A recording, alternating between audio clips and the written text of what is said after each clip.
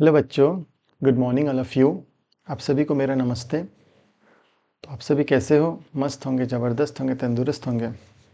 तो मेरे प्यारे बच्चों, जैसे कि अप्लाइड मैकेनिक्स का एक कंप्लीट सीरीज़ चल रहा है और इस सीरीज़ में हम लोग काफ़ी आगे बढ़ चुके हैं। ठीक, कुछ इम्पॉर्टेंट चैप्टर कंप्लीट करने के बाद अभी जो रिसेंटली में जो चैप्टर चल रहा है ये फ्रैक्शन चैप्टर है। फ्रैक्शन चैप्टर में भी 2 लेक्चर हो चुका है और 2 लेक्चर काफ़ी इम्पॉर्टेंट है एग्ज़ाम के पॉइंट ऑफ व्यू से। बिकॉज पहले लेक्चर में हम लोग कुछ बेसिक टर्मिनोलॉजी के बारे में बात किए थे, कुछ इम्पॉर्टेंट डेफिनेशन के ऊपर बात किए थे। तो वो डेफिनेशन अक्सर एग्ज़ाम में पूछा जाता है। ठीक, फिर जो सेकेंड लेक्चर हम लोग कंप्लीट कर चुके हैं, सेकेंड लेक्चर में भी कुछ इम्पॉर्टेंट टर्मिनोलॉजी के साथ साथ न्यूमेरिकल कैसे सॉल्व होता है, न्यूमेरिकल सॉल्व करने के लिए क्या केसेस है, उस केसेस के बारे में डिस्कशन किए थे। और इम्पॉर्टेंट सबसे टॉपिक था लॉ ऑफ फ्रैक्शन, क्योंकि हर बार क्वेश्चन पेपर में लॉ ऑफ फ्रैक्शन पूछा जाता है। ठीक है, तो लॉ ऑफ फ्रैक्शन बहुत इंपॉर्टेंट है। ठीक प्यारे बच्चों, तो अभी हम लोग केसेस के बारे में डिस्कशन कर रहे थे। ठीक है, तो 2 केसेस के बारे में डिस्कशन करना है। केसेस के सब केसेस भी हैं। तो पहला केसेस कंप्लीट हो चुका था फर्स्ट नंबर, उसमें से केस 1A भी कंप्लीट हो चुका है और केस B भी कंप्लीट हो चुका है। पहले केस में क्या था, किसी रफ हॉरिजॉन्टल सरफेस के ऊपर कोई बॉडी रखा हुआ है। ठीक है, तो उस सिचुएशन में एक बार हम लोग फोर्स हॉरिजॉन्टल रफ सरफेस के पैरेलल लगाएंगे और एक बार अपन जो एक्सटर्नल फोर्स अप्लाई करेंगे और हॉरिजॉन्टल सरफेस से कुछ एंगल में अप्लाई करेंगे। ठीक है, तो 2 कंडीशन देख चुके थे और दोनों कंडीशन से जो फाइनल एक्सप्रेशन डिस्क्राइब हुआ था, एक्सप्रेशन दैट वो था कोएफिशिएंट ऑफ फ्रैक्शन के टर्म में एक्सप्रेशन हम लोग निकाले थे। ठीक, तो चलिए आज के लेक्चर को आगे बढ़ाते हैं। तो आप मेरे को फॉलो कर सकते हैं मेरे पेज को फॉलो कर सकते हैं, व्हाट्सएप में फॉलो कर सकते हैं, इंस्टा में फॉलो कर सकते हैं। टेलीग्राम में जोड़ना बहुत ज़रूरी है, क्योंकि जो भी वीडियो लेक्चर आपको प्रोवाइड किया जा रहा है उसका पीडीएफ टेलीग्राम में सेंड किया जाएगा और आप उसको इजीली अपने नोटबुक में नोट कर सकते हैं। ठीक, एंड आप फेसबुक में भी मेरे को फॉलो कर सकते हैं। ठीक, तो जैसे कि बच्चों हम लोग प्रीवियस लेक्चर तक सारा चीज़ देख चुके हैं। अच्छा, अगर आप लेक्चर देने स्टार्ट कर चुके हैं तो प्लीज़ इस वीडियो को लाइक कर दीजिए, अपने फ्रेंड को शेयर कर दीजिए और बिल्कुल जो भी सब्सक्राइब नहीं किए हैं वो स्टूडेंट, वो बच्चे, मेरे प्यारे बच्चे, बिल्कुल सब्सक्राइब कर लीजिए इस चैनल को। ठीक है, आप जितना मेरे ऊपर भरोसा करके मेरे को मोटिवेट करोगे, मैं भी आपको उतना अच्छे से कंटेंट को प्रोवाइड करूँगा। ठीक है, उतना अच्छे से अच्छे कंटेंट आपके लिए लेके आएंगे। ओके, तो चलिए बच्चों, जैसे कि न्यूमेरिकल को सॉल्व करने के लिए 2 बहुत इंपॉर्टेंट फार्मूला, उस फार्मूला के बारे में एक बार रिवाइज कर लेते हैं। ठीक है, बहुत 2 इंपॉर्टेंट फार्मूला है, वो फार्मूला एकदम आपके जहन में होना चाहिए। ठीक है, पहला फार्मूला क्या है? पहला फार्मूला है coefficient of fraction.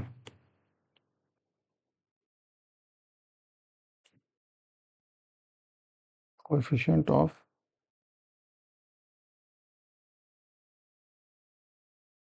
Fraction that is mu. ये फार्मूला बिल्कुल आपको रटा होना चाहिए। ठीक है, इस फार्मूला से कोई भी कंप्रोमाइज़ नहीं करना है, बिल्कुल रटा होना चाहिए। ठीक, तो क्या फार्मूला क्या आया था? Mu is equal to coefficient of fraction is equal to F are.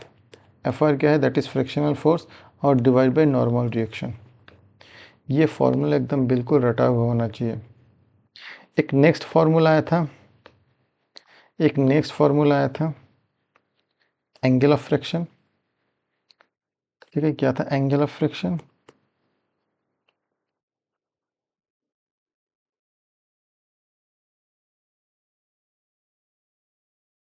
ठीक है, डिनोट किससे किए थे? थीटा से। ये भी बिल्कुल आपको एकदम जहन में होना चाहिए, यानी कि कुल मिला के रटा हुआ होना चाहिए। ठीक है, ये फार्मूला अगर आप भूल गए, आपके दिमाग से, जहन से उतर गया, तो आपसे न्यूमेरिकल सॉल्व नहीं होगा, गारंटी है। ये अपने आप में फार्मूला बहुत इंपॉर्टेंट फार्मूला है। ओके मेरे प्यारे बच्चों, तो इस फार्मूला को अच्छे से आप बार बार प्रैक्टिस कीजिए। बहुत छोटा फार्मूला है, ज़्यादा बड़ा फार्मूला नहीं है, एकदम छोटा सा फार्मूला है। ठीक, नेक्स्ट एंगल ऑफ फ्रैक्शन क्या दिखे थे? Tan theta theta is equal to fractional force upon normal reaction. तो थीटा बराबर हो जाएगा tan inverse frictional force upon normal reaction. ये भी बहुत इंपॉर्टेंट फॉर्मूला है। ठीक, तो ये फॉर्मूला अपन देख चुके हैं। ठीक, फिर क्या हुआ था, इस दोनों रिलेशन, ये मान लो इक्वेशन 1 है और इक्वेशन 2 है। सपोज मान लीजिए इक्वेशन 1 एंड इक्वेशन 2। ठीक है, इसको नहीं, इक्वेशन 2 मानते हैं। This is the equation 2। ठीक है, अब हम लोग सॉल्व करेंगे from equation 1 and 2। From equation 1 and 2, तो आप अपने पास एक सुंदर से एक्सप्रेशन आएगा, वो आएगा mu is equal to tan theta बराबर एफ आर अपन एन। ठीक है, एफ आर अपन एन। ठीक, देखिए ये जो म्यू है F R upon N, mu क्या है, एफ आर अपन एन। ठीक, कभी कभी एग्जाम में पूछा जाता है कि आप रिजल्टेंट फोर्स फाइंड कीजिए और उस रिजल्टेंट फोर्स का डायरेक्शन फाइंड कीजिए। कभी कभी क्या पूछा जाएगा, रिजल्टेंट फोर्स फाइंड कीजिए, आर फाइंड कीजिए और उसका डायरेक्शन फाइंड कीजिए। डायरेक्शन मतलब वो जो रिजल्टेंट फोर्स है कितना डिग्री एंगल में एक्ट हो रहा है, जो रिजल्टेंट फोर्स है कितना डिग्री एंगल में एक्ट हो रहा है। ठीक है, तो थोड़ा सा आपको समझा देते हैं, वो चीज़ बहुत इंपॉर्टेंट है। ठीक है, सपोज मान लीजिए एक सरफेस है। ठीक है, सपोज मान लीजिए एक सरफेस है। ठीक है, एंड इस सरफेस के ऊपर मान लो एक बॉडी रखा हुआ है। इस सरफेस के ऊपर मान लीजिए एक बॉडी रखा हुआ है। ठीक, अब अपन क्या करते हैं, इसमें कुछ फोर्स लगाते हैं। ये सब चीज़ हम लोग देख चुके हैं। ठीक है, अप्लाइड फोर्स लगा रहे हैं, इस साइड में लगेगा फ्रिक्शनल फोर्स। ठीक, ऊपर में नॉर्मल रिएक्शन और नीचे वेट लगेगा, वेट ऑफ बॉडी। ओके, क्या है, F are normal reaction and weight of the body. जो फ्रैक्शनल फोर्स होता है, नॉर्मल रिएक्शन फोर्स होता है, उसका एक रिजल्टेंट फोर्स बनता है। ये सब हम लोग देख चुके हैं। उसका एक रिजल्टेंट फोर्स यहाँ से जाता है। ठीक, उसका एक रिजल्टेंट फोर्स बनता है।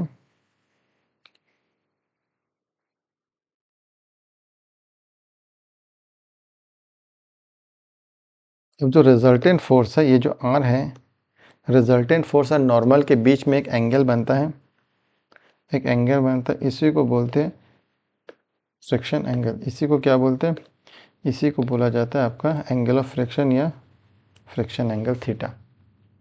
ठीक, तो थीटा को यही से फाइंड आउट करते हैं, थीटा यही से फाइंड आउट होता है। तो थीटा क्या हो जाता है, देखिए थीटा मतलब direction of resultant force.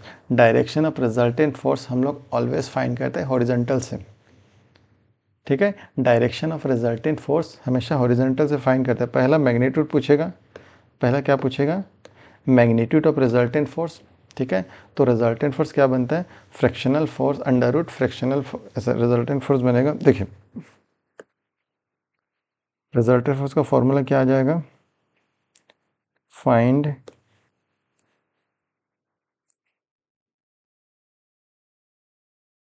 Magnitude of resultant force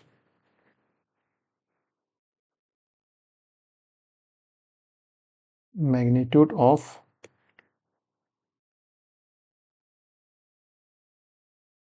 resultant R.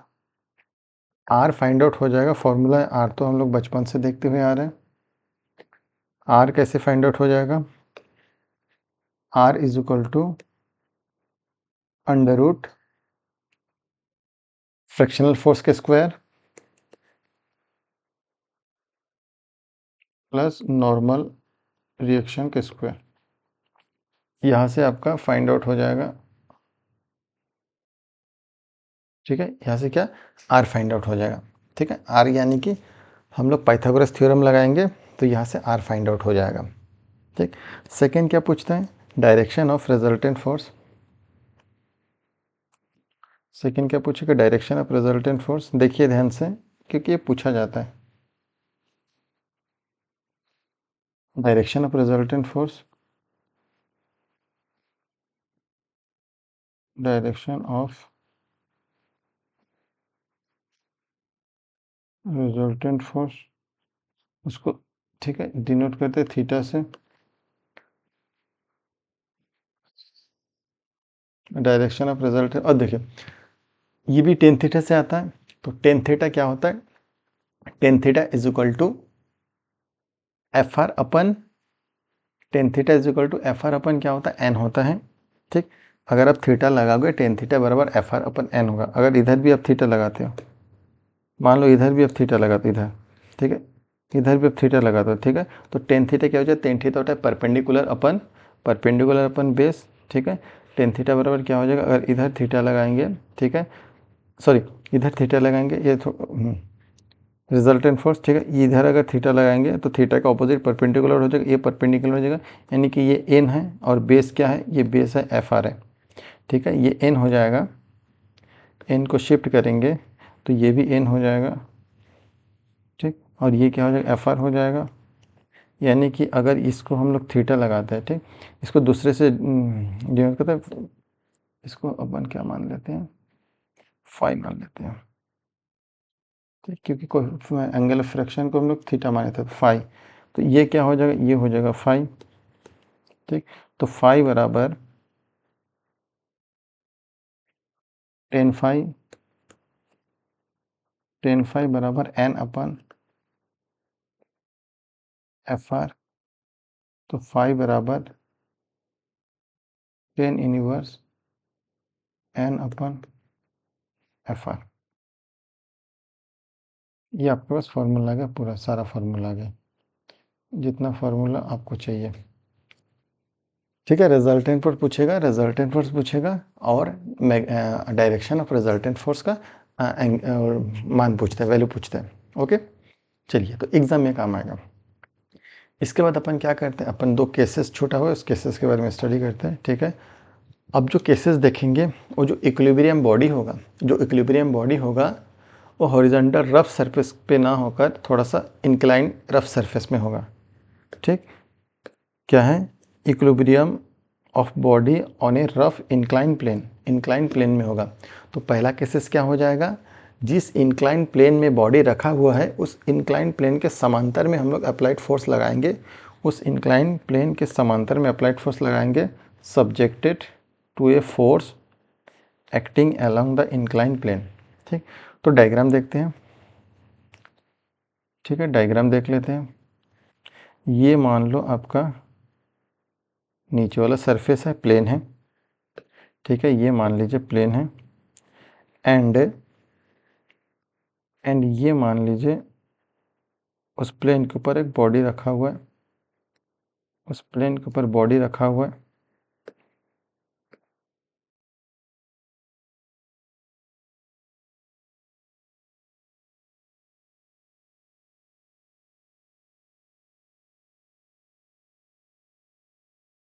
एक मिनट, ठीक है। सपोज मान लीजिए एक प्लेन है,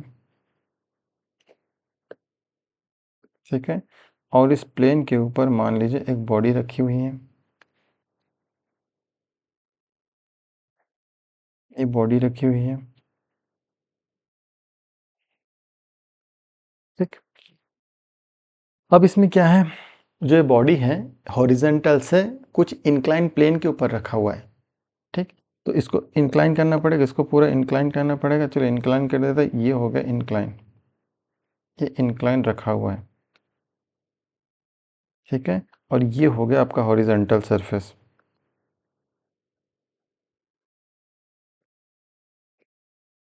ये हो गया हॉरिजॉन्टल, ये हॉरिजॉन्टल हो गया, यानी कि कुछ हॉरिजॉन्टल के साथ कुछ थीटा एंगल में इस बॉडी रखा हुआ है, ये हो गया थीटा एंगल। ठीक है, उसको थीटा नहीं अल्फ़ा मानते हैं, ये हो गया अल्फ़ा एंगल। अल्फ़ा एंगल में रखा हुआ है कुछ कोई बॉडी, अल्फ़ा एंगल में रखा हुआ है। ठीक है, तो फोर्स क्या लगेगा, फोर्स लगेगा उस ऑब्जेक्ट के पैरेलली अपवर्ड डायरेक्शन में। बोला है इसमें बोला है रेड में, subjected to a force acting along the incline plane. Incline plane में फोर्स एक्ट हो रहा है। ठीक है, उस इंक्लाइन प्लेन में, इंक्लाइन प्लेन के समांतर में फोर्स एक्ट हो रहा है, तो फोर्स को लगा देता है इंक्लाइन प्लेन के पैरेलल। ये लग गया आपका फोर्स, ये फोर्स लग गया। फोर्स का नामकरण कर देता है, इस फोर्स को अपन एफ मान लेते हैं, क्या है एफ। ठीक है, अब उस डायरेक्शन में बॉडी का मोशन आ जाएगा। बॉडी का मोशन किस डायरेक्शन में आ जाए, इस डायरेक्शन में मान लो बॉडी का मोशन आ रहा है, इस डायरेक्शन में बॉडी का मोशन आ रहा है, तो फ्रैक्शनल फोर्स कहाँ लगेगा, फ्रैक्शनल फोर्स अपोजिट साइड में लग जाएगा। ठीक, इधर लग जाए आपका फ्रैक्शनल फोर्स एफ आर। ये क्या है एफ आर। कल बताया था नॉर्मल रिएक्शन कहाँ लगेगा, नॉर्मल रिएक्शन बॉडी के अपोजिट साइड में लगता है नॉर्मल रिएक्शन। ठीक है, बॉडी का अपोजिट मतलब जो जिस सरफेस के ऊपर रखा है उस सरफेस के परपेंडिकुलर उस बॉडी के ऊपर एक रिएक्शन लगता है, जिसको नॉर्मल रिएक्शन नाम दिया गया है। ये हो गया एन। ठीक है, और नीचे क्या लगेगा, नीचे लगता है बॉडी का वेट, नीचे बॉडी का वेट लगता है, ये लगा दिया बॉडी का वेट। ठीक है, डब्लू, ये लग गया बॉडी का वेट डब्लू। ठीक, समझ में आया। ठीक, अब क्या करते हैं देखिए, इसके बाद हम लोग इस ये इक्विलिब्रियम बॉडी है, तो अगर इक्विलिब्रियम बॉडी है तो दो इक्वेशन लगाएंगे। एक इक्वेशन लगाते हैं algebraic sum of forces along the plane is equal to zero, और सेकंड क्या लगाता है algebraic sum of forces perpendicular to plane is equal to zero. Previous lecture में देखे थे।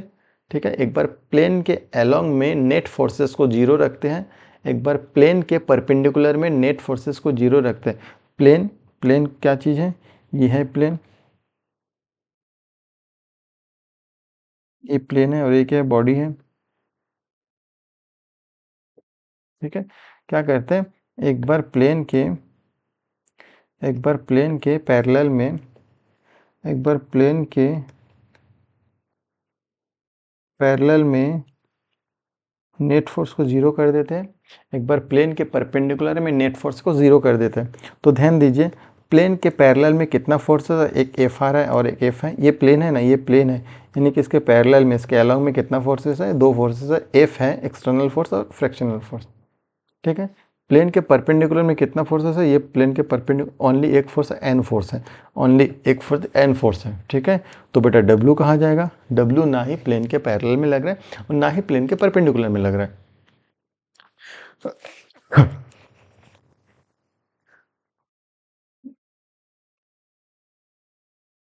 जो डब्ल्यू फोर्स है, ठीक है, जो डब्ल्यू वेट है, वेट ना ही प्लेन के पैरेलल में लग रहा है ना ही प्लेन के परपेंडिकुलर में लग रहा है, यानी कि जो बॉडी का वेट है उसको प्लेन के परपेंडिकुलर और प्लेन के पैरेलल लाना पड़ेगा। कैसे लाता है, यानी कि उसको दो कंपोनेंट में सेपरेट कर देंगे, दो कंपोनेंट में ब्रेक डाउन कर देंगे। ठीक है, उसको दो कंपोनेंट में रिजॉल्व कर देंगे।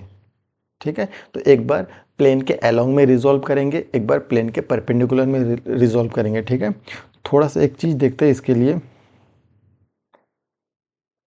देखिए, इसको अपन एक्सटेंड करना है, ऐसे करके एक्सटेंड करना है। ठीक, ऐसे करके एक्सटेंड करना है। कैसे एक्सटेंड करना है बता रहा हूँ, ऐसे करके एक्सटेंड करना है, ये एक्सटेंड कर दिया।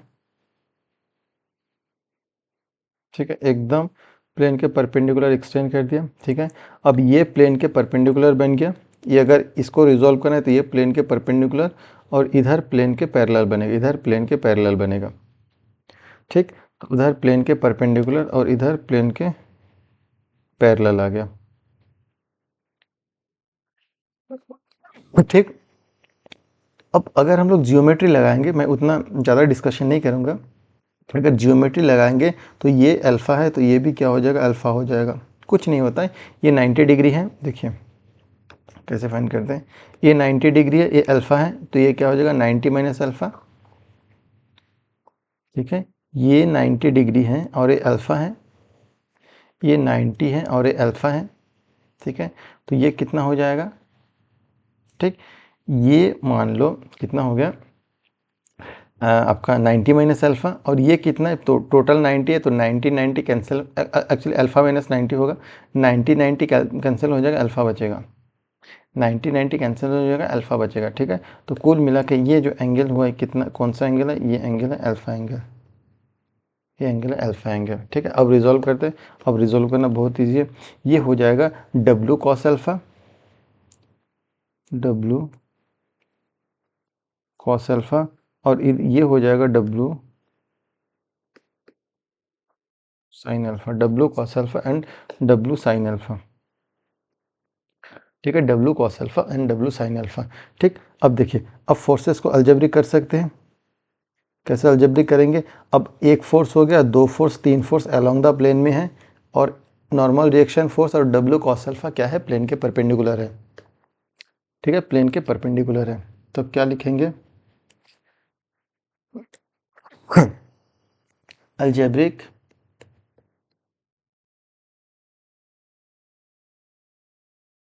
सम ऑफ फोर्सेस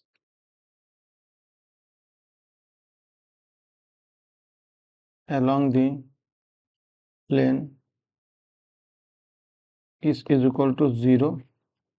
तो along प्लेन में अलजेब्रिक कौन कौन सा लग रहा है, plus force plus F minus F R minus W sine alpha. ठीक है, कौन कौन सा फोर्स लग रहा है, एफ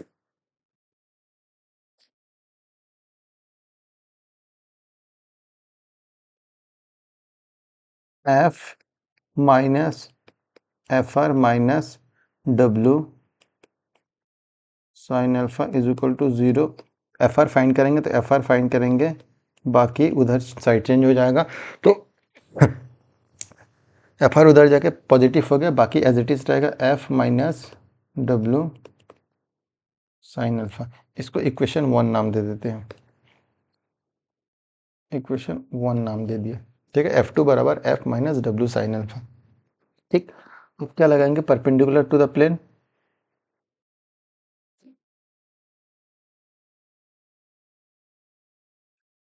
ठीक है, अब क्या लगा, algebraic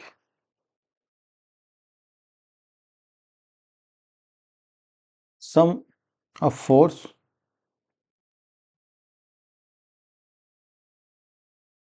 perpendicular to the plane, sum of force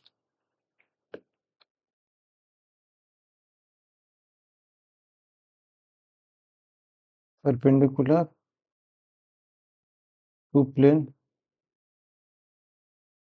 is equal to 0। तो कौन कौन सा फोर्स है, देखिए ऊपर साइड में क्या लग रहा है, ऊपर में n लग रहा है, नीचे डब्ल्यू कॉस अल्फा लग रहा है। ठीक है, तो n minus W cos alpha बराबर 0, तो n फाइंड आउट हो जाएगा, n बराबर W cos alpha. This is the equation 2। ये कौन सा इक्वेशन है, इक्वेशन 2। ठीक है, अब हम जानते हैं, we know that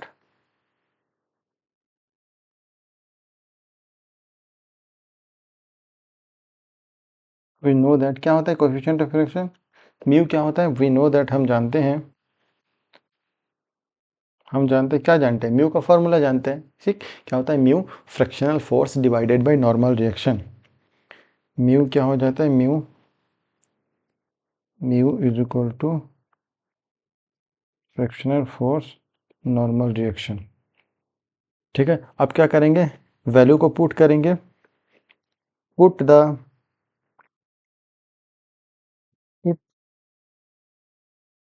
value of equation 1 and equation 2 in above equation.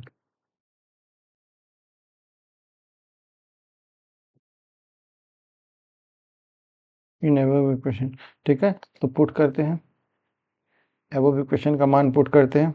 चलिए, तो क्या आ जाएगा, म्यू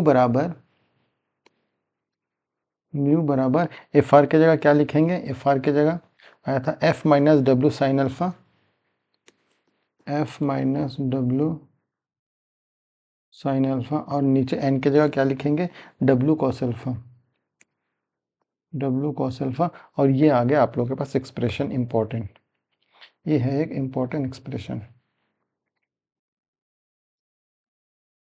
ये कब है, जब किसी रफ इंक्लाइंड प्लेन के ऊपर कोई बॉडी रखा हुआ है और इस बॉडी में गति लाने के लिए वो हॉरिजॉन्टल जो इंक्लाइंड सरफेस था उस इंक्लाइंड सरफेस के पैरेलल में फोर्स लगा रहा है, उस इंक्लाइंड सरफेस के समांतर में हम लोग बल लगाकर इस बॉडी में मोशन ला रहे हैं। ठीक, नेक्स्ट है, अब नेक्स्ट में क्या है, जो इंक्लाइंड रफ प्लेन है, इंक्लाइंड रफ प्लेन में जो बॉडी रखा हुआ है उस बॉडी में गति लाने के लिए, उस बॉडी में मोशन लाने के लिए जो फोर्स अप्लाइड कर रहा है, जो अप्लाइड फोर्स लगा रहा है वो हॉरिजॉन्टल प्लेन के पैरेलल ना लगकर हॉरिजॉन्टल प्लेन से कुछ एंगल में लगेगा, कुछ एंगल में लगेगा। ठीक है, देखिए वही लिखा है, subjected to a force acting at some angle with the incline plane, यानी कि वो जो इंक्लाइन रफ प्लेन है उससे कुछ एंगल में फोर्स लगेगा, उससे कुछ एंगल में फोर्स लगेगा। ठीक है, तो डायग्राम को देख लेते हैं अपन, डायग्राम कैसे बनेगा। ठीक, सपोज मान लीजिए ये मेरा सरफेस है, ठीक है, एंड सपोज मान लीजिए ये वो बॉडी है, ठीक है। अब इसको इंक्लाइन करना है, ये हॉरिजॉन्टल से कुछ इंक्लाइन में है, ये मान लो इंक्लाइन कर दिए हैं, ठीक है, मान लीजिए इंक्लाइन हो चुका है। ठीक, अब इंक्लाइन होने के बाद हॉरिजॉन्टल से इंक्लाइंड है तो हॉरिजॉन्टल सरफेस को भी बना देते हैं, हॉरिजॉन्टल से इंक्लाइंड है, ये हॉरिजॉन्टल सरफेस भी बन गया है। ठीक है, हॉरिजॉन्टल से कितना इंक्लाइंड है, हॉरिजॉन्टल से अल्फा इंक्लाइंड है, अल्फा इंक्लाइंड है।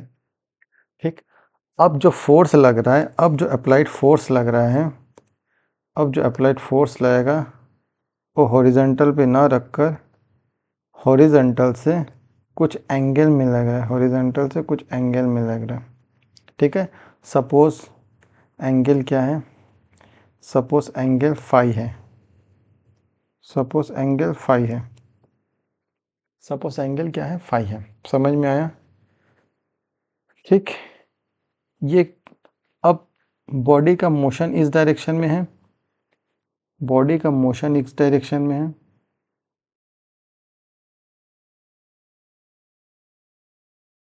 ठीक है। तो ऑपोजिट डायरेक्शन में क्या लगेगा, ऑपोजिट डायरेक्शन में फ्रिक्शनल फोर्स लग जाएगा। ठीक है, ऑपोजिट डायरेक्शन में क्या लगेगा, ये लग गया फ्रिक्शनल फोर्स, ये आपका एफ आर लग गया ऑपोजिट डायरेक्शन में। ठीक, आराम से समझिए, ठीक है, एकदम आराम से समझ रहा हूँ। एक नॉर्मल रिएक्शन लगता है, नॉर्मल रिएक्शन एक्ट होता है जिस प्लेन के ऊपर बॉडी रखा हो उस प्लेन के परपेंडिकुलर में नॉर्मल रिएक्शन एक्ट होता है, ये हो गया नॉर्मल रिएक्शन। ठीक, डाउनवर्ड डायरेक्शन में वेट एक्ट होता है, डाउनवर्ड डायरेक्शन में, ये हो गया वेट, ये वेट हो गया। ठीक है, अभी जैसे हम लोग देखे थे कि अगर बॉडी इक्विलिब्रियम में है, ठीक है, तो दो इक्वेशन लगता है, एक इक्वेशन लगता है algebraic sum of forces along the plane is equal to 0 and second equation is that algebraic sum of forces perpendicular to the plane is equal to 0। ठीक है, एक बार प्लेन के along नेट फोर्सेस जीरो रखेंगे, एक बार plane के perpendicular net force zero रखेंगे। सर प्लेन क्या है, ये प्लेन है, ये अपना प्लेन हो गया और ये बॉडी हो गया। ठीक है, अब इसमें से ऐसा दो फोर्स है, एक डब्लू, एक वेट, और एक ये जो फोर्स लग रहा है एक्सटर्नल फोर्स, एक वेट और ये जो एक्सटर्नल फोर्स लग रहा है। वेट और एक्सटर्नल फोर्स ना ही प्लेन के पैरेलल लग रहा है, ये फोर्स और ये वेट ना ही प्लेन के पैरेलल लग रहा है ना ही प्लेन के परपेंडिकुलर लग रहा है, क्योंकि प्लेन के पैरेलल ये हो जाएगा, प्लेन के पैरेलल एक एफ आर दिख रहा है, और ये हो जाएगा प्लेन के परपेंडिकुलर ओनली एन दिख रहा है। एफ और डब्लू ये ना ही प्लेन के पैरेलल है ना ही प्लेन के परपेंडिकुलर है, यानी कि डब्लू और एफ को रिजॉल्व करना पड़ेगा, कंपोनेंट में ब्रेक डाउन करना पड़ेगा। ठीक है, तो डब्लू को कैसे ब्रेक डाउन करते हैं? ठीक, इसको एक्सटेंड कर देते हैं, इसको आगे ऐसे एक्सटेंड करेंगे। ठीक है, ये अगर अल्फ़ा है तो ये भी अल्फ़ा हो जाएगा, ये अगर अल्फ़ा है तो ये भी अल्फ़ा हो जाएगा। ठीक है, इधर हो जाएगा डब्लू कॉस अल्फ़ा और इधर हो जाएगा डब्लू साइन अल्फ़ा। ठीक, ये भी रिजॉल्व होगा, दो कंपोनेंट में टूटेगा, एक अलोंग द प्लेन में टूटेगा और एक परपेंडिकुलर टू द प्लेन में टूटेगा। ठीक है, प्लेन के अलोंग में क्या हो जाएगा, सबको पता है आपको, ये हो जाएगा F cos phi, F cos phi, इधर हो जाएगा एफ साइन फाई। ठीक है, एफ कॉस फाई क्यों? जिस भी एक्सिस के साथ फाई होता है, एंगल होता है, वो कॉस के फॉर्म में होता है। ठीक है, वो किसके फॉर्म में होता है? कॉस के फॉर्म में होता है। ओके, आई होप कि डायग्राम समझ में आ गया। अब क्या निकालेंगे? अलजेब्रिक सम निकालेंगे, दो इक्वेशन निकालते हैं। ठीक है, दो इक्वेशन निकालेंगे। पहला इक्वेशन क्या था? Algebraic sum of forces along the plane, algebraic sum of forces along the plane, algebraic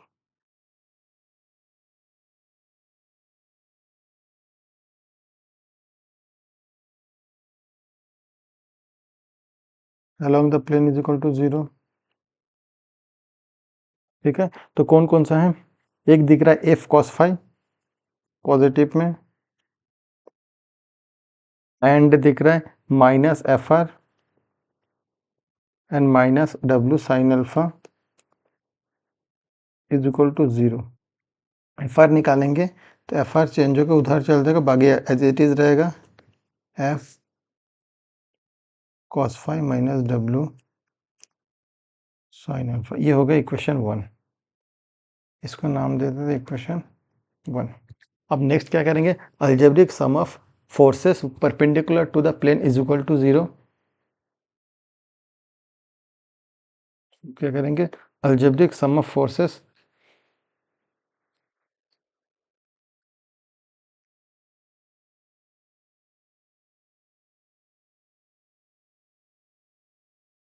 algebraic sum of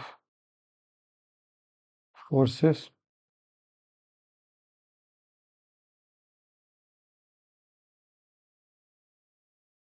perpendicular to plane is equal to 0। ठीक है, अब प्लेन के परपेंडिकुलर कौन कौन सा फोर्सेस है? प्लस एन है, एफ साइन फाई है। ठीक, परपेंडिकुलर फोर्सेस ये हो जाता है परपेंडिकुलर, एक एन है, एफ साइन फाई है, और माइनस डब्ल्यू कॉस अल्फा है। क्या है? Plus N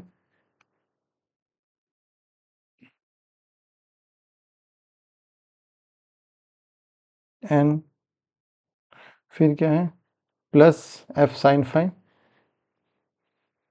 F sine phi minus W cos alpha is equal to 0। यहाँ से एन निकालेंगे, एन बराबर हो जाएगा, उधर चल देगा पक्षांतर, डब्ल्यू कॉस अल्फा पॉजिटिव हो जाएगा, minus F sine alpha negative हो जाएगा।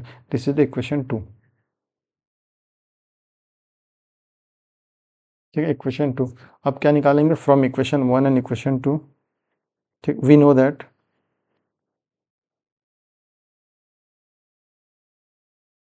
नो दैट क्या जानते हैं? म्यू का फॉर्मूला जानते हैं। We know that coefficient of friction mu, mu बराबर म्यू बराबर एफ आर अपन एन। ठीक है, एफ आर अपन एन। अब क्या करेंगे?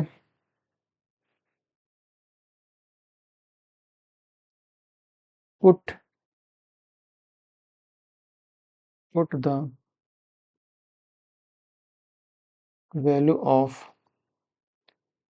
equation 1 and equation 2 in above equation. ठीक है, तो above इक्वेशन से क्या आएगा, म्यू बराबर एफ आर, पहले एफ आर आएगा, एफ आर क्या दिया, F cos phi minus W sine alpha, F cos phi minus W sine alpha, नीचे एन है, एन बराबर क्या आ जाएगा, W cos alpha minus F sine alpha minus F sine phi हो जाएगा, वो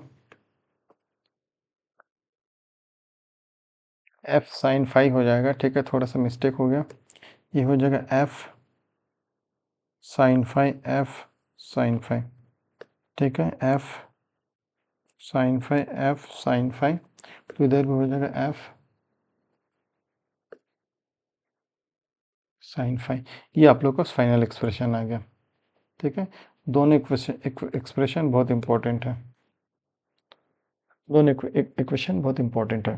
ठीक, तो ये हम लोग का जो कॉन्सेप्चुअल पोर्शन होता है, ठीक है, थ्योरी पोर्शन और derivation portion, first lecture, second lecture, third lecture मिला के ये कंप्लीट होता है। ठीक है, जो भी first lecture, second lecture, third lecture में जितना सारा चीज़ हम लोग देखे हैं, ये बहुत इंपॉर्टेंट है न्यूमेरिकल के ऊपर, न्यूमेरिकल के पॉइंट ऑफ व्यू से अगर देखेंगे तो। ठीक है, और ये हम लोग अपन इजीली बहुत सुंदर तरीके से क्लियर कर चुके हैं। ठीक है, क्लियर कर चुके हैं। अब देखते क्वेश्चन के ऊपर डील करते हैं। ठीक है, जो भी न्यूमेरिकल क्वेश्चन या कैसे थ्योरी क्वेश्चन पूछा जाता है, प्रीवियस ईयर के क्वेश्चन पेपर से देखें, उसमें किस तरीके से, किस वे में क्वेश्चन पूछा जाता है, किस पैटर्न में क्वेश्चन पूछा जाता है। ठीक है, उसको देखते हैं। देखो, पहला क्वेश्चन थ्योरी में है, ये क्वेश्चन पूछा गया। ठीक, क्या पूछा गया इसमें, एक्सप्लेन द फॉलोइंग। 8 नंबर में पूछा गया एंगल ऑफ फ्रैक्शन को समझाना है, जो कि हो चुका है। Angle of friction tan phi को समझाना है, एंगल ऑफ रिपोज अल्फा को समझना है, ये भी हो चुका है। कोएफिशिएंट ऑफ फ्रैक्शन ये भी हो चुका है, कोन ऑफ फ्रैक्शन ये भी हो चुका है। ठीक है, तो इसको बस आपको रिटर्न में लिखना पड़ेगा, दो नंबर के लिए। फिर explain, give example of each of the following. ठीक है, इसका एग्जांपल देना है। जैसे स्टैटिक फ्रैक्शन का एग्जांपल क्या होता है, लिमिटिक फ्रैक्शन का, डायनेमिक फ्रैक्शन। ठीक है, एग्जांपल अभी तक नहीं बताया, सॉरी, एग्जांपल को बता दूंगा। ठीक है, नेक्स्ट क्लास में। नेक्स्ट क्वेश्चन पूछा जाता है लॉ ऑफ फ्रैक्शन का। लॉ ऑफ फ्रैक्शन एक नाम है कूलम लॉ ऑफ फ्रैक्शन, देखा, right Coulomb's law of fraction. फिर क्या पूछा, write down Coulomb's law of static fraction and dynamic fraction. क्या कि हम लोग लॉ ऑफ फ्रैक्शन दो तरीके से देखे, एक स्टैटिक फ्रैक्शन देखे और एक डायनेमिक फ्रैक्शन देखे। ओके, चलिए। एंड फिर थर्ड क्वेश्चन में सेम क्वेश्चन, कैसे state law of static and dynamic fraction. ठीक है, स्टैटिक डायनेमिक फ्रैक्शन के लॉ को समझाइए, स्टेटमेंट दीजिए, जो हम लोग प्रीवियस लेक्चर में 6 पॉइंट देख चुके हैं। ठीक है, स्टैटिक लॉ ऑफ फ्रैक्शन के 6 पॉइंट देखे हैं और dynamic kinetic law of fraction के भी 6 पॉइंट देखे। 6 पॉइंट में एक ऐसा पॉइंट था जो डिफरेंस था, बाकी 5 पॉइंट सिमिलर था। ठीक है, तो आपको याद करने में कोई दिक्कत नहीं होगा, समझने में कोई दिक्कत नहीं हुआ होगा। ठीक है, नेक्स्ट क्वेश्चन है, इंपॉर्टेंट है ये क्वेश्चन। ठीक है, इसे आपका उसमें खाली स्थान में पूछा गया था। क्या पूछा, द डायरेक्शन ऑफ फ्रैक्शन, क्या पूछा, the direction of friction forces is opposite to the of motion. किसका ऑपोजिट होता है, डायरेक्शन का ऑपोजिट होता है। The direction of friction force is opposite to the direction of motion. ठीक है, बॉडी का जिस डायरेक्शन में होगा उस डायरेक्शन के ऑपोजिट में मोशन होगा, यानी कि आंसर क्या हो जाएगा, डायरेक्शन हो जाएगा आंसर। ठीक है, आंसर डायरेक्शन हो जाएगा। फिर एक नेक्स्ट क्वेश्चन में right the formula for limiting fraction. Limiting fraction का फॉर्मूला आप लोग को पता है क्या होता है, लिमिटिंग फ्रैक्शन का फॉर्मूला एफ, लिमिटिंग को क्या देगा, एफ एस मैक्सिमम। ठीक है, तो इसको एफ एल देता है, F L is equal to mu S maximum into normal reaction, mu S maximum into normal reaction. ठीक है, ये लिमिटिंग फ्रैक्शन फोर्स का फॉर्मूला। ठीक, अब आगे न्यूमेरिकल्स। ठीक है, चलिए देखते हैं न्यूमेरिकल्स कैसे सॉल्व करते हैं। आपको प्रोसीजर पता है कैसे सॉल्व किया जाता है, उसी प्रोसीजर से चलेंगे। जो 4 केसेस देखे थे उसी केसेस के बेस्ट के ऊपर न्यूमेरिकल पूछा जाएगा। ठीक है, उसी प्रोसीजर को फॉलो करेंगे और आंसर आपके हाथ में होगा। ठीक है, आंसर आपके हाथ में होगा। पहला क्वेश्चन देखिए, पहला क्वेश्चन क्या पूछा। ये बॉडी वेट 250 न्यूटन, एक बॉडी है जिसका वेट कितना है, 250 न्यूटन वेट है, is resting on a rough horizontal plane, rough horizontal plane के ऊपर रखा हुआ है। एक बॉडी है, एक पिंड है जिसका वेट है 250 न्यूटन और एक रफ हॉरिजेंटल सरफेस के ऊपर रखा हुआ है। ठीक है, किस सरफेस के ऊपर रखा हुआ है, रफ हॉरिजेंटल सरफेस के ऊपर रखा हुआ है।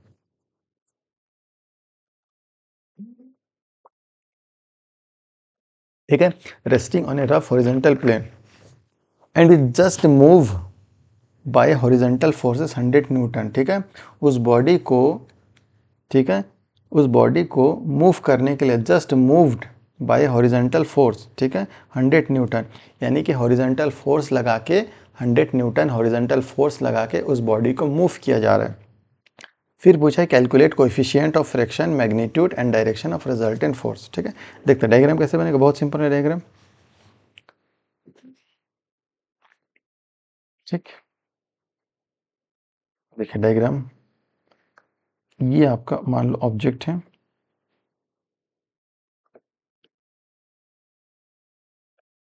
और इसके ऊपर एक बॉडी है,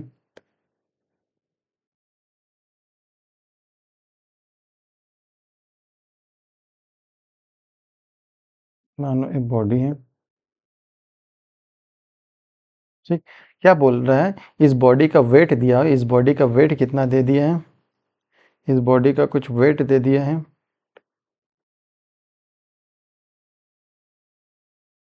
बॉडी का वेट दे दिया है। ठीक, कितना न्यूटन वेट दिया है, वेट दिया है 250 न्यूटन। ठीक है, इसको हॉरिजेंटल फोर्स लगा के खींचा जा रहा है, हॉरिजेंटल फोर्स लगा के खींचा जा रहा है। कितना हॉरिजेंटल फोर्स लगा खींचा रहा है, 250 न्यूटन,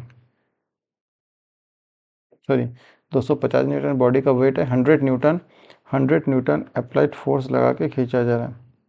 ठीक है, यानी कि कुल मिला के अगर देखें, ये 100 न्यूटन के 100 न्यूटन है एफ का मान, फोर्स 100 न्यूटन, और ये 250 न्यूटन के ये है डब्ल्यू का मान। ठीक है, डब्ल्यू बराबर 250 न्यूटन। ठीक है, अब क्वेश्चन को सॉल्व करने के लिए क्या क्या लगाते, एक नॉर्मल रिएक्शन लगा देते ऊपर में, और इधर एक फ्रिक्शनल फोर्स लगा देते हैं। क्या लगा देता है, frictional force, F R, F are लगा देता है। ठीक, और ऊपर में नॉर्मल रिएक्शन फोर्स लगता है। हम कल जब क्वेश्चन सॉल्व किए थे, ठीक है, इसको फिर से सॉल्व करते हैं। ठीक, अब देखिए एक कंडीशन रहेगा, अब देखो क्या लगता है, हम लोग इस बॉडी को इक्विलिब्रियम में मान के चलते हैं। जब बॉडी को इक्विलिब्रियम के मान के चलते हैं तो दो फार्मूला लगता है। पहला फार्मूला क्या होता है, algebraic sum of forces along the plane is equal to 0। क्या होगा, algebraic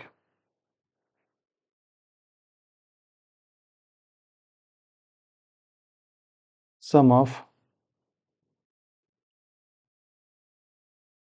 forces along the plane is equal to 0 करते हैं। तो अलोंग के प्लेन में कौन कौन सा फोर्सेस है, देखिए अलोंग द प्लेन में कौन कौन सा, एक हो जाएगा एफ, एफ मतलब 100 न्यूटन, एक क्या हो जाएगा, एफ हो जाएगा, एफ मतलब 100 न्यूटन, 100 न्यूटन, और हो जाएगा minus F R, minus F R is equal to 0। तो एफ आर बराबर आ गया 100 न्यूटन। ठीक है, डायरेक्ट फार्मूला से भी कर सकते थे। एफ आर कितना आ गया, एफ आर आ गया 100 न्यूटन।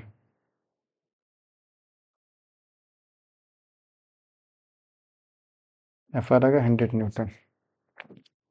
ठीक है, इसको इक्वेशन 1 दे देते हैं। ओके, अब चलिए नेक्स्ट पेज में चलते हैं। देखिए, अब हम लोग क्या लिखाएंगे, दूसरा इक्वेशन लगाएंगे, सेकेंड इक्वेशन। सेकेंड इक्वेशन क्या था, सेकेंड क्या था, algebraic sum of forces perpendicular to the plane is equal to 0।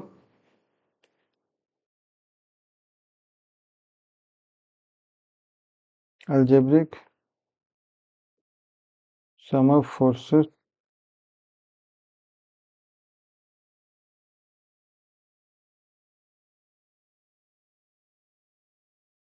Perpendicular to plane is equal to 0।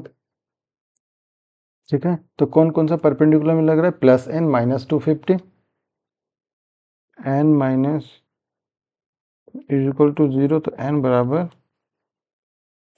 250 Newton. ठीक, हम जानते हैं, वी नो दैट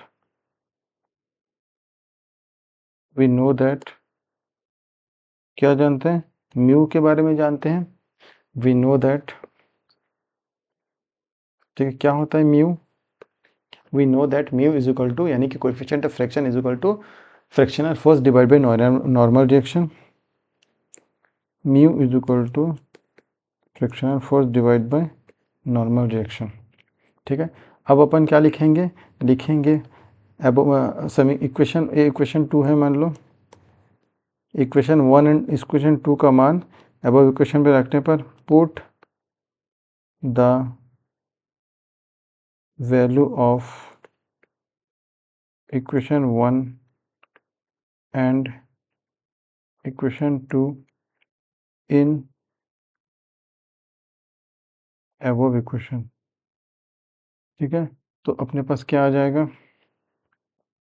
वो इक्वेशन में रखेंगे तो म्यू बराबर 100/250 आ जाएगा। 100/250 जो कैलसी से सॉल्व करेंगे तो 0.25 हो जाएगा। 100 डिवाइड बाई 250 तो कितना आ रहा है? 0.4, सॉरी 0.4 आ जाएगा, यानी कि म्यू आ गया 0.4। एक आंसर हम लोग पता कर लिए, एक आंसर अपन पता कर लिए हैं। ठीक है, नेक्स्ट आंसर क्या पूछा? नेक्स्ट पूछा है magnitude and direction of resultant force. ठीक है, मैग्नीट्यूड ऑफ रिजल्टेंट फोर्स हम लोग देख चुके हैं। मैग्नीट्यूड ऑफ रिजल्टेंट फोर्स का फॉर्मूला आप लोग स्लाइड को पीछे करके देख सकते हैं, वीडियो को थोड़ा पीछे करके देख सकते हैं। Magnitude of resultant R, magnitude of resultant R क्या होता है? R is equal to under root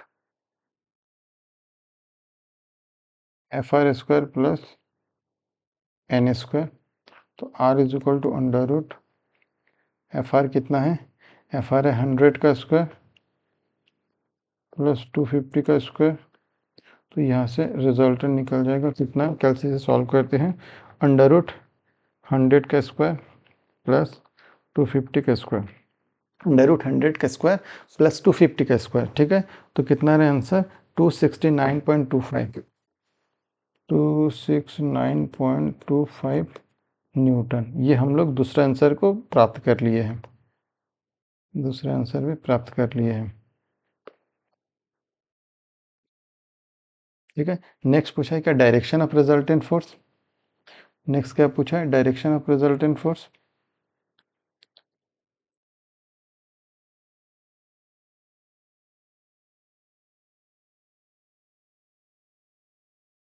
direction of resultant force,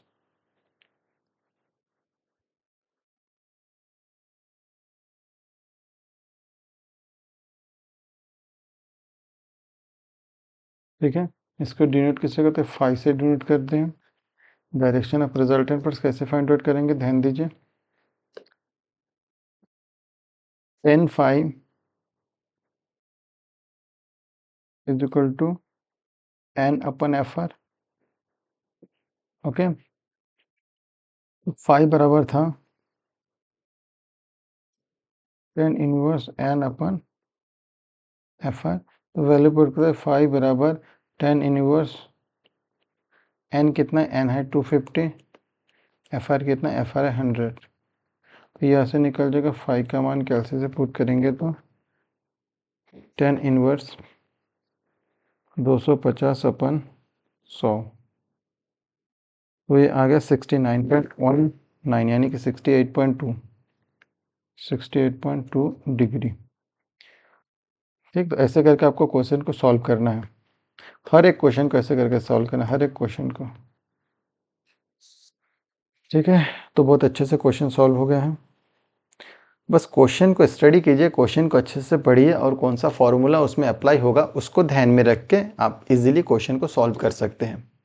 ठीक, क्वेश्चन को अच्छे से रीड करना है, क्वेश्चन को अच्छे से रीड करने के बाद थोड़ा सोचना है कि कौन सा फॉर्मूला अप्लाई हो सकता है, इसका प्रोसीजर क्या है।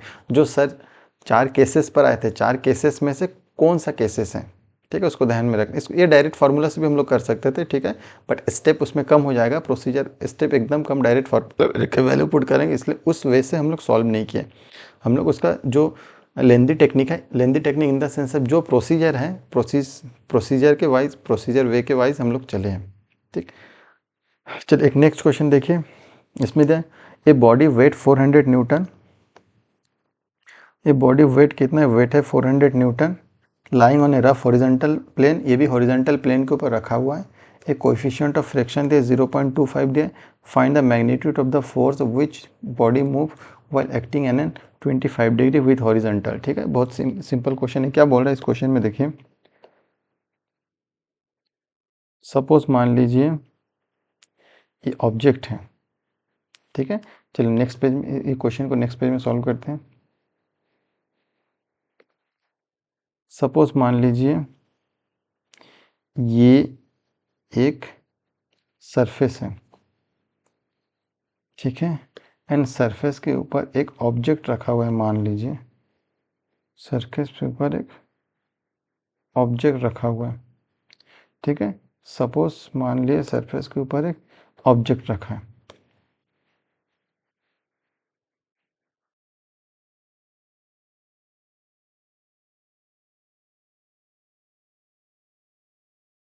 ठीक है, सरफेस के ऊपर क्या रखा है, एक ऑब्जेक्ट रखा है, इसको मान लेते हैं।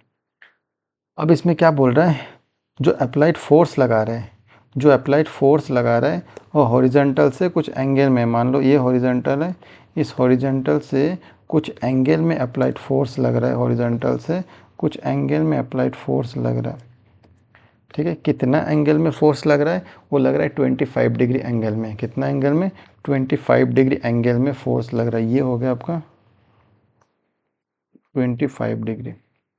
और कितना फोर्स लग रहा है, एफ फोर्स लग रहा है, क्योंकि इसी को फाइंड आउट करने बोला है। बॉडी का वेट दे दिए, बॉडी का वेट कितना है, बॉडी का वेट दे दिया कितना, 400 न्यूटन, 400 न्यूटन बॉडी का वेट है।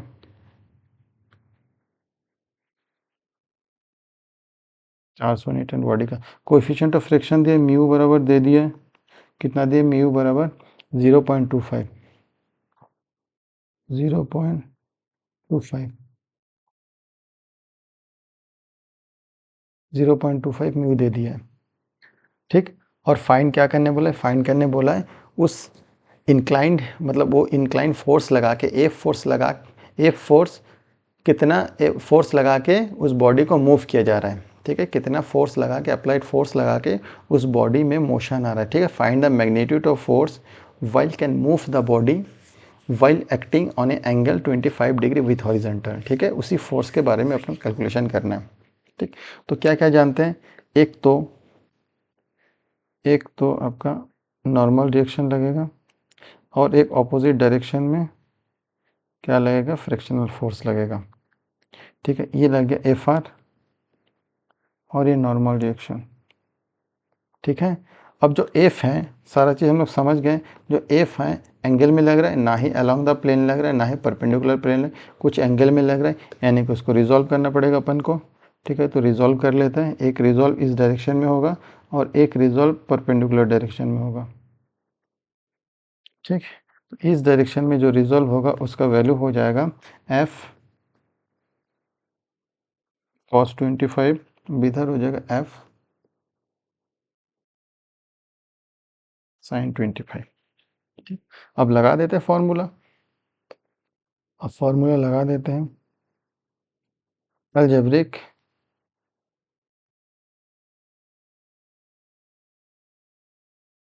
Algebraic sum of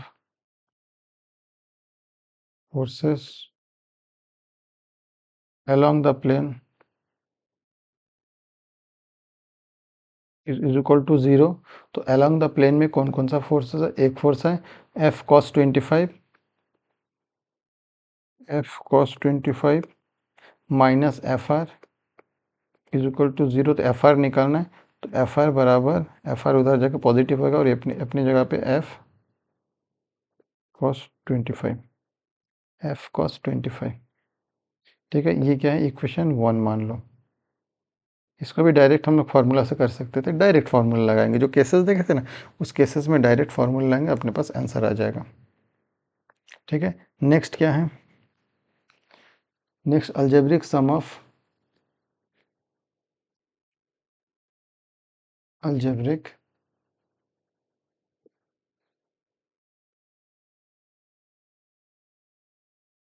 some of forces perpendicular to the plane, forces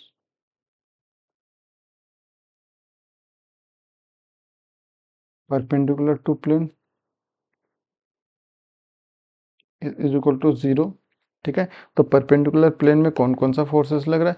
एक फोर्स एन फोर्स लग रहा है और एक डब्ल्यू फोर्स लग रहा है, यानी कि N minus 400, N minus 400 is equal to 0। तो एन बराबर कितना हो जाएगा?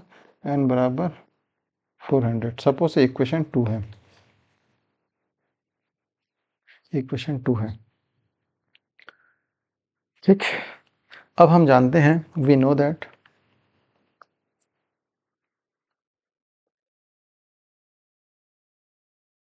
वी नो दैट म्यू बराबर F R upon N, mu बराबर एफ आर अपन एन। ठीक है, अब वैल्यू पुट करेंगे। ठीक है, म्यू बराबर एफ आर अपन एन। ठीक, चलो इसको दूसरे पेज में लिखते हैं, नेक्स्ट स्लाइड में इसको लिखते हैं।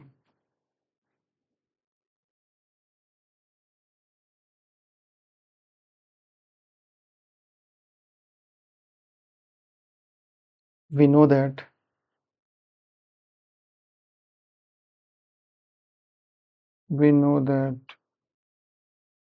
Mu,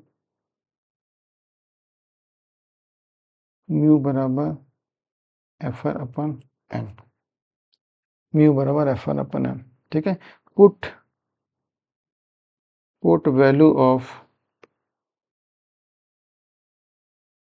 equation 1 and equation 2 in above equation,